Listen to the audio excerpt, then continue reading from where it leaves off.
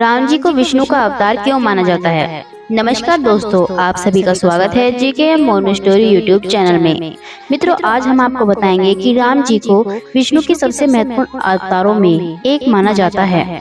राम जी की यह रोचक कथा इस वीडियो के अंतर्गत बताएंगे। कृपया सभी मित्र वीडियो को पूरा जरूर देखें। मेरे प्यारे मित्रों, चैनल को सब्सक्राइब कर लो और बेल आइकन को ऑन कर लो ताकि हमारी सभी वीडियोस आप तक पहुंच सके। मर्यादा पुरुषोत्तम राम। भगवान राम या श्री रामचंद्र भगवान विष्णु के 7वें अवतार हैं। हिंदू महाकाव्य रामायण के मुख्य पात्र हैं, जिन्होंने लंकापति रावण का वध किया था और उन्हें मर्यादा पुरुषोत्तम राम के नाम से जाना जाता है। राम हिंदू धर्म के कई देवताओं में से एक हैं और विशेष रूप से वैष्णव धर्म के लोग राम की ही परमेश्वर मानते हैं। उनके जीवन का आधारित धार्मिक ग्रंथ और शास्त्र दक्षिण एशिया और दक्षिण पूर्व एशिया की कई संस्कृतियों में से एक प्रारंभिक घटक रहे हैं। कृष्ण के साथ राम को विष्णु के सबसे महत्वपूर्ण अवतारों में से एक माना जाता है। श्री राम जी की जन्म कथा। राजा दशरथ की 3 पत्नियां थीं, कौशल्या, केकई और सुमित्रा। अपनी तीनों पत्नियों से संतान पाने में असफल रहने के बाद उन्होंने पुत्र कामेष्टि यज्ञ, पुत्रों को जन्म देने के लिए किया जाने वाला अनुष्ठान किया।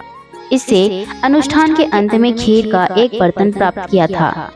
कहा जाता है कि कौशल्या ने इसे एक बार लिया और राम को जन्म दिया, कैकेयी ने एक बार भरत को जन्म दिया और सुमित्रा ने इसे 2 बार लिया और इसलिए उन्होंने लक्ष्मण और शत्रुघ्न को जन्म दिया। इसी से अयोध्या के राजकुमारों का जन्म हुआ। भगवान राम की एक बड़ी बहन शांता दशरथ और कौशल्या की बेटी थी। मर्यादा पुरुषोत्तम राम की पत्नी और पुत्र। हिंदू पंचांग के अनुसार मार्गशीर्ष के महीने में शुक्ल पक्ष के 5वें दिन भगवान राम का विवाह सीता से हुआ था। भगवान राम और उनकी पत्नी सीता के 2 जुड़वा बेटे लव और कुश थे। ऐसा माना जाता है कि भगवान राम की मृत्यु के बाद यह उनके बड़े बेटे कुश थे, जिसे नया राजा बनाया गया था। राम के नाम का अर्थ।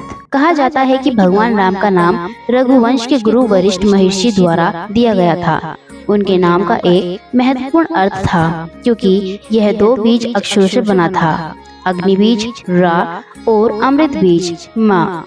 जबकि अग्नि बीज ने उसकी आत्मा और शरीर को महत्वपूर्ण बनाने के लिए सेवा की और अमृत बीज ने उनको सारी थकान से उबार दिया। पुराणों में लिखा गया है कि दुष्ट रावण को हराने के बाद राम ने अपने राज्य अयोध्या पर 11,000 वर्षों तक पूर्ण शांति और समृद्धि का शासन किया। कहा जाता है कि एक बच्चे के रूप में भगवान राम ने एक बार अपने खिलौने को चंचलता से फेंक दिया और इसने मंथरा की पीठ पर चोट की।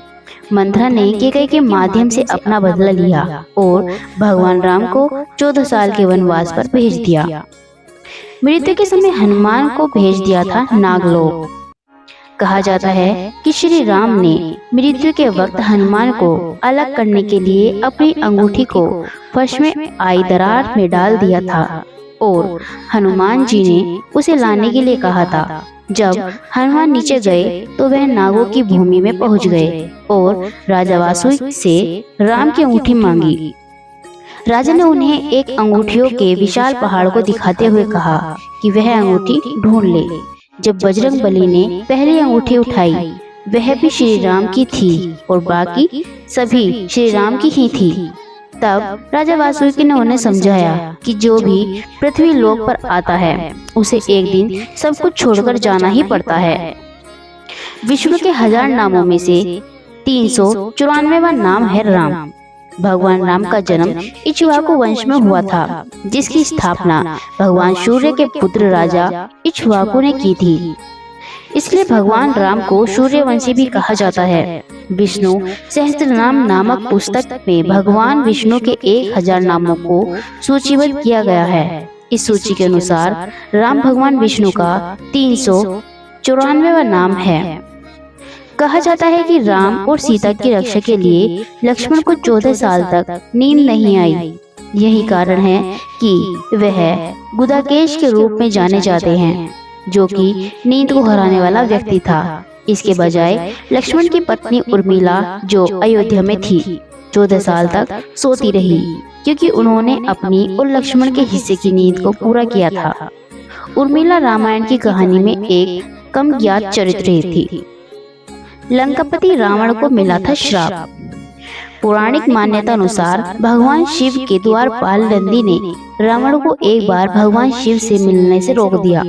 राम ने नंदी के प्रकट होने का मजाक उड़ाया और इससे नंदी नाराज हो गई। फिर उन्होंने रावण के राज्य को श्राप दिया, लंका के बंदरों द्वारा नष्ट कर दिया जाएगा। यह श्राप तब सच हुआ जब हनुमान ने लंका को जलाया था। युद्ध जीतने के लिए रावण ने किया था यज्ञ। कहा जाता है कि लंकापति रावण ने युद्ध जीतने के लिए एक यज्ञ का आयोजन किया।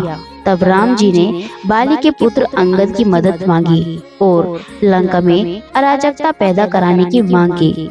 लेकिन रावण तब भी टस से मस नहीं हुआ और यज्ञ करता रहा।